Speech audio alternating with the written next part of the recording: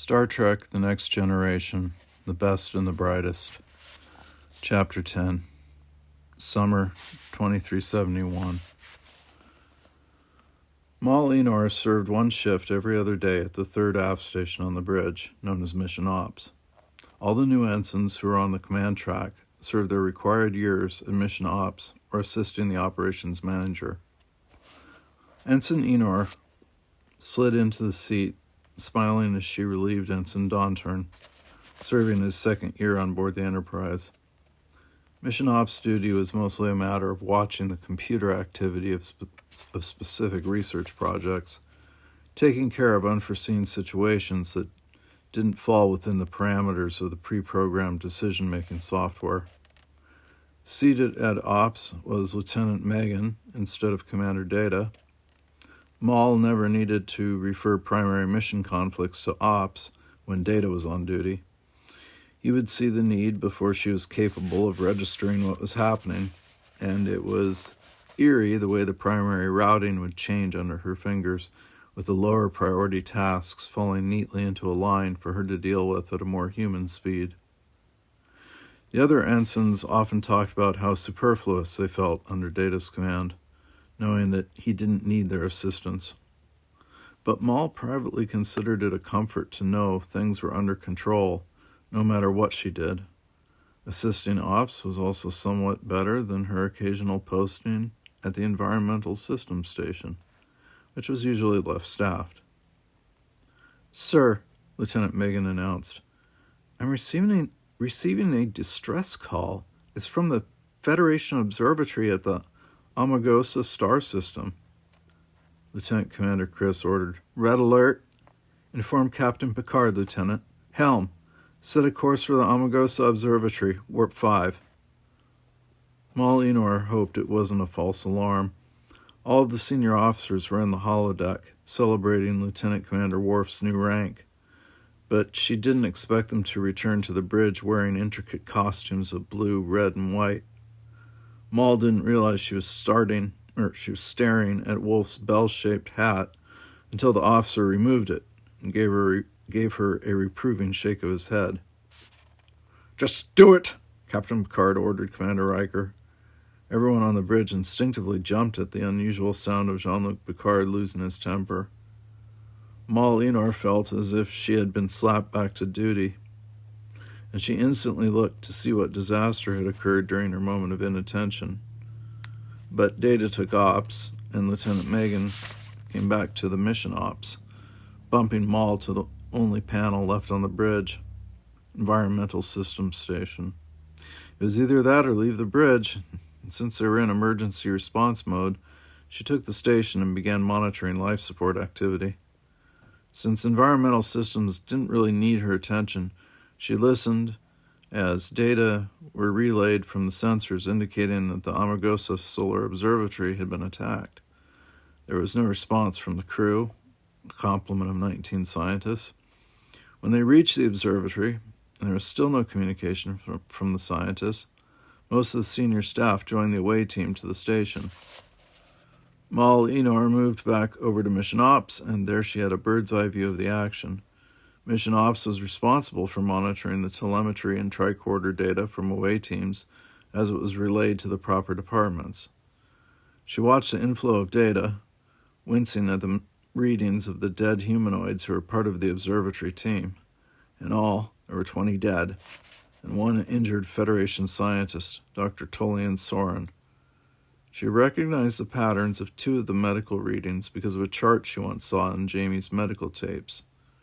Her remarkable memory was the only reason she knew, moments before the word came in from the away team, that they had found 2 dead Romulans.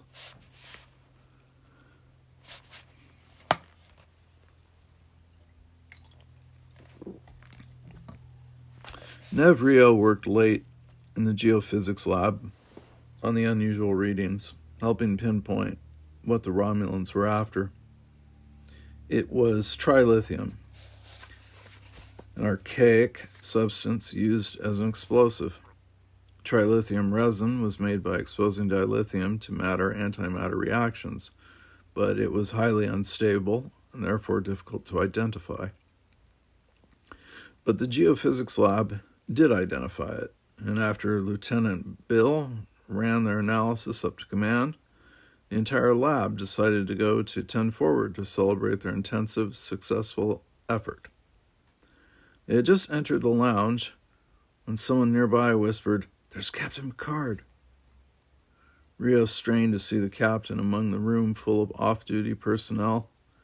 Then he caught sight of the dignified figure in red having an oddly tense exchange with a white-haired man.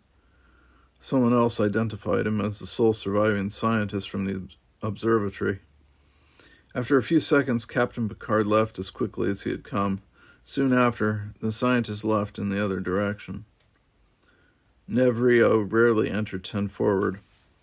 A couple of times he had met Mal Enor here, but the trio didn't seem comfortable in the crowded, merry atmosphere. Rio didn't know many other people, so he usually ventured out to the crew lounges near his quarters, to the ones on the interior of the ship. The main reason he avoided 10 Forward was the enormous window. It currently offered a panoramic view of the observatory and the Amargosa sun, which was bigger than the size of his hand held out at arm's length. Rio put his back to the sight and concentrated on enjoying himself with his friends. Rio had been on board about 6 months, but he still felt like it was a mistake, his being here. He wasn't exactly comfortable, knowing he was always on a ship, flying through space. It seemed very dangerous to him, and he had finally given in to his feelings and requested interior quarters without windows. It wasn't an uncommon experience, Counselor Troy had assured him, for people to take a while to get their space legs. Rio hadn't mentioned it to anyone for months, but he still felt very uneasy. It was all right for the first 2 rounds. Then more people joined them, and he had to shift chairs. Suddenly, he was facing the window, practically right next to it. He could hardly pay attention to the conversation anymore, keeping a wary eye on space. It didn't really bother him when he was on a journey, getting from one point to another. But why would anyone choose to live on a ship? Even in Starfleet, while most people equated duty with living on board a starship, he had come to associate it with the academy and starbase duty. Even a space station didn't seem as risky to him as space travel. Nev Rio had a ringside seat when a spark left the solar observatory and flew directly toward the sun. He rubbed his eyes, thinking he was seeing things, but the sun flared dark orange as a rippling, burning pattern coursed over the surface. Suddenly, a blue-white, blinding burst of light emanated from the star. Even as it receded, Rio saw spots in front of his eyes from the quantum implosion. Officers immediately began pushing their way out of 10 Forward as red alert sounded. Nev Rio couldn't have moved if he'd wanted to. But the duty of a geophysicist during alert situations was to remain in a secured area until notified that he was needed for an emergency team. "What's happening?" someone nearby asked, with a nervous edge to his voice. Bill, the senior geophysicist, answered, "It looks like all nuclear fusion is breaking down. The star will collapse within a few minutes." "Look, a shockwave," someone called, pointing to the elliptical halo of light that was ripping through subspace, creating a visible distortion. "It's coming right at us," Rio said, pushing back as far as he could from the window, until the table blocked him from going any further. It had to be at least a level 10 shock front. "We've got a few minutes until it reaches us," the senior geophysicist muttered. "Why isn't the ship moving? It should..." Rio began to gasp. An inarticulate exclamation from a Gagarin 4 scientist cut him off. Ah, Rio choked, also pointing back at the window. A Klingon bird of prey fully materialized from its cloak off the port bow of the Enterprise, positioned right next to the Amargosa Solar Observatory. It glimmered a sickening green, like nothing else Rio had seen on their travels. Voices rose from those closest to the window, and for a few moments Rio felt as if he was trapped in a bad hollow novel. Surely this many things couldn't go wrong at once. He lurched as the warp engines engaged, overriding inertial dampers for a millisecond. Rio hung on, helplessly watching through the window as the Enterprise swung around to run from the shock wave while the Klingon ship took off at a different angle. As the ship reached warp speed and the stars began to turn into light streaks, the subspace distortion hit the Amargosa Solar Observatory. The impact blew it apart, sending electric discharge in every direction. Rio could hardly breathe as the Enterprise banked and raced away just on the edge of the shock wave.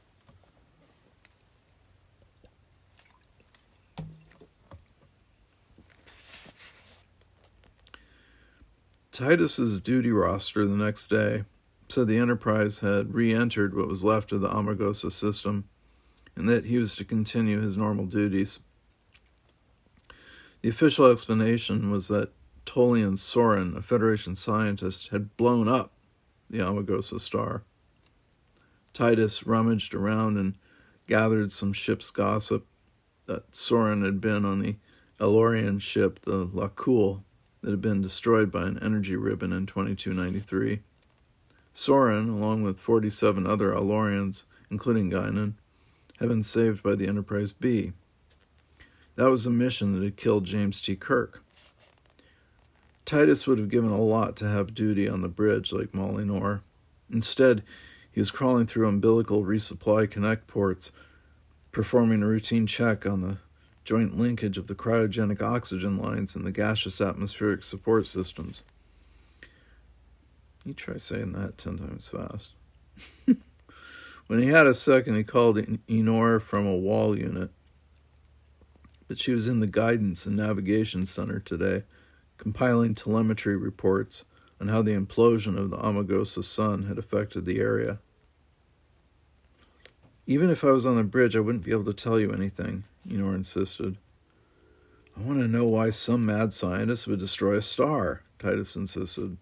Why did those Klingons show up and beam them away? What have they got to gain from all this? And why did Romulans attack the observation station looking for trilithium?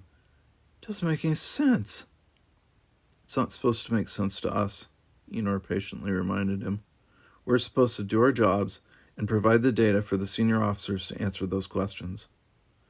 But nobody's asking the big questions. They just want to know how much stress was put on this joint or how much leakage is coming from that conduit. It's useless. You leave the big questions to the captain, Enor told him.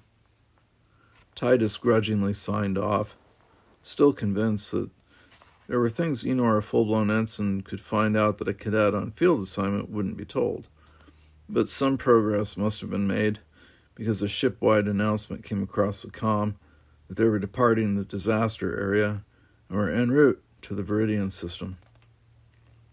Titus crawled up under long conduit, figuring that by the end of the day, he would be back in the saucer section again, having worked his way up the entire stem of the engineering section.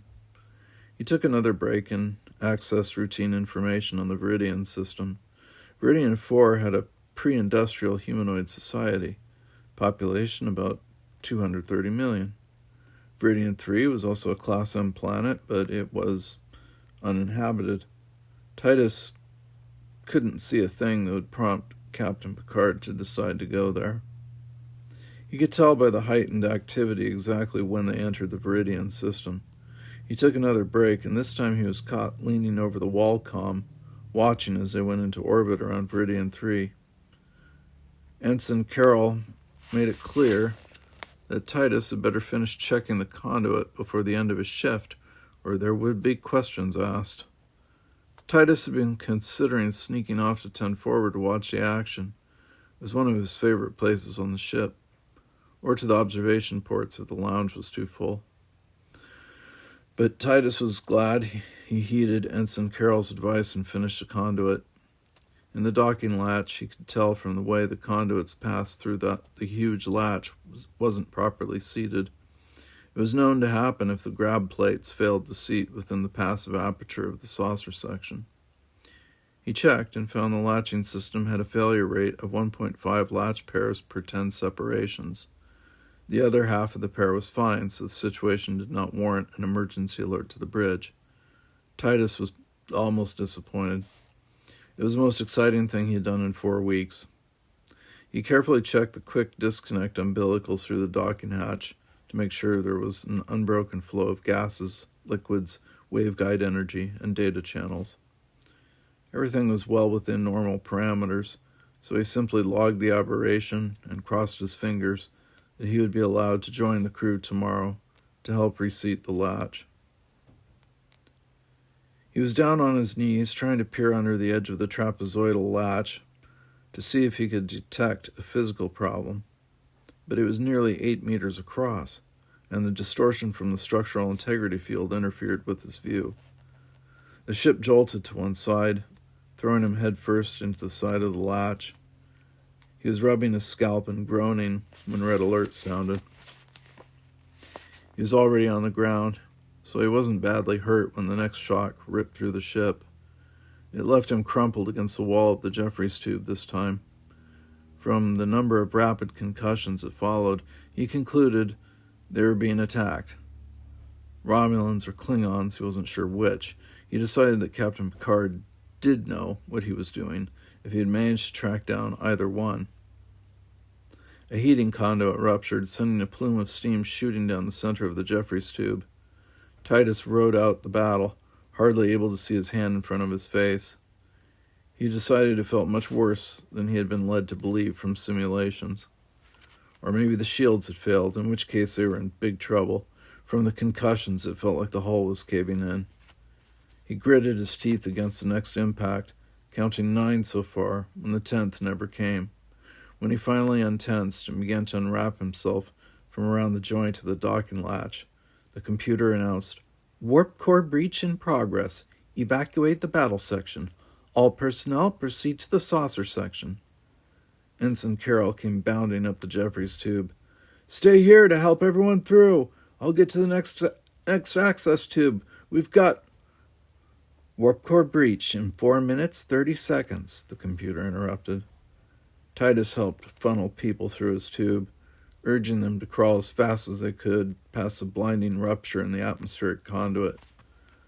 The computer relentlessly counted down every 15 seconds. "Warp core breach in 2 minutes. "Enor," Titus called out as the Trill climbed through the hatch.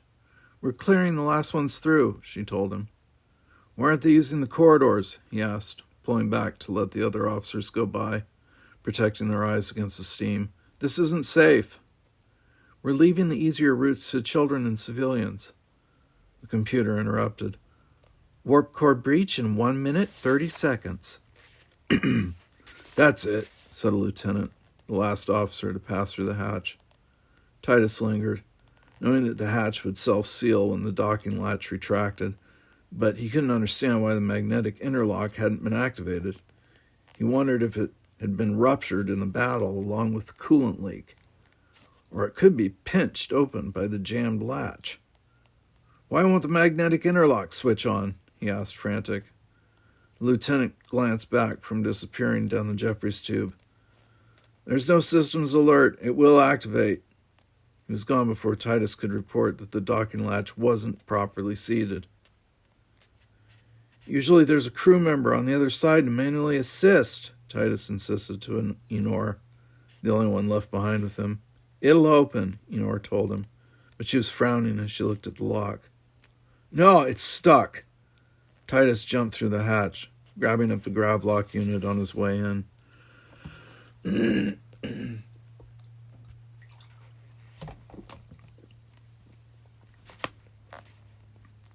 Molly Enor tried to stop Titus, but she didn't move fast enough. Who would have thought he would go back? A blue force field burst across the hatch. Maul leaped after Titus, running into the field, smashing her fingers against her body. The enormous latch lifted with a bone-chilling grating. An inch of separation turned into 2. Then her eyes met Titus's on the other side of the force field. She tried to shove her hand through the field, wanting to somehow physically pull Titus through the widening gap gap between them.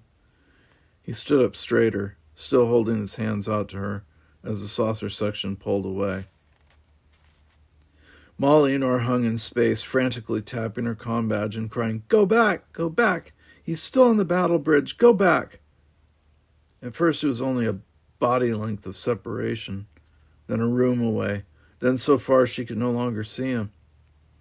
The saucer section was still comparatively close when the battle bridge exploded in the distinctive pattern of a warp core breach. The saucer seemed to move too slowly, turning slightly, when the burst of sparks and the blue-white shock wave hit them. Maul was flung against the ceiling of the Jeffries tube. She couldn't see for her tears, dazed by the impact and the last sight of Titus, with the knowledge in his eyes that he was dead.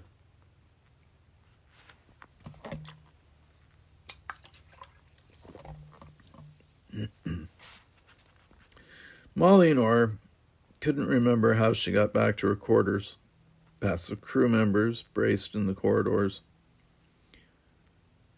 Her door was only around the corner, but an eternity away. The ship was shaking strangely, a deep rumbling through the hull like it was running over rocks. She just couldn't believe that Titus had died in the explosion. There was a life pod near the Jeffries tube, if he had gotten to it somehow. She did remember seeing a white spark of light leaping from the side of the battle section, or had that been the first indication of the warp core breach? She crouched next to the door, watching as Viridian 3 loomed through her inward slanting windows. Fire seared off the leading edge of the saucer section, turning the room lurid with its light. The saucer module wobbled side to side as it banked, entering the mid-course correction of Phase 1 of the theoretical best-case atmospheric entry. Her shocked brain was busy trying to convince herself that Titus couldn't be dead. He must have made it to a life pod somehow, while her impeccable memory followed the textbook landing procedure. It had only been performed in computer models because Starfleet had deemed it too costly to subject a Galaxy-class space frame to a full-up atmosphere entry test. But now the Enterprise was going down, testing theory in action. Maul ran over the preferred landing fields, beach sand, deep water, smooth ice, or grassy plains on Class M bodies. As the saucer section banked the other direction, Maul stared out at a jagged green mountain with ice on top. They skimmed just over the top. She could see the ice sheets and exactly where the tree line started. The helm was trying to level the descent. Then wham! One side of the saucer section hit the ridge. Then the other side hit. Right in front of Maul's horrified eyes, her windows slammed into the ground. The rumbling and smashing went on forever as the spray of rocks and dirt and green matter blanketed the structural integrity field. With a final slam, Maul was thrown forward, striking her head against the bulkhead. Even as they slowed to a halt, everything went black.